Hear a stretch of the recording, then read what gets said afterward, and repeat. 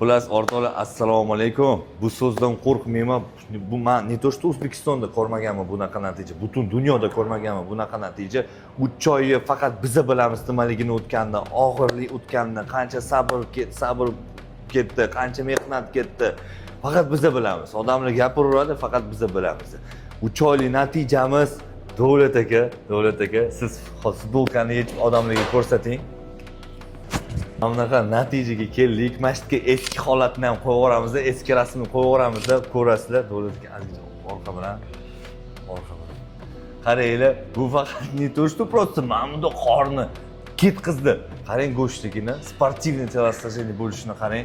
Davlat aka, endi sizda bir ikki so'z bo'lsa gapirasiz. Aka maylimi? Bemalol Futbolkam kiyib olsam. bemalol. Sizga bog'liq, bemalol. Assalomu alaykum hammaga. Avvalambor Allohga hamd bo'lsin. Mana shu jarayonga jo'natgan, yetkazgan Shoh akamni menga sababchi qilgan, ustozlik qildirgan Allohga hamd bo'lsin. Alhamdulillah, Allohga shukr aytamiz. Men boshqatdan tug'ildim desam ham bo'ladi. Nima desam bo'ladi yana? Ozgina menda hayajon bor.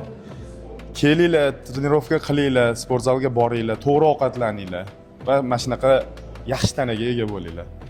Meni qo'llab-quvvatlagan hammaga rahmat aytib qolaman. Ota-onamga, ayolimga, to'g'ri ovqatlanish Daily Mail Ulug'bek akamga. Rahmat hammaga. Mana shunaqa natijaga yetib keldik. Davlat aka bilan hali suhbatlashamiz, keyingi videolarda suhbatlashamiz. Ochiq gap, bir ikki savolim bor, Davlat aka ham savol beradi va hamma heyterlarga, hamma qiziq narsa bo'lganlar, tabiiymi yoki ximiya kommentariyada bilib olasiz. Charchamaylik.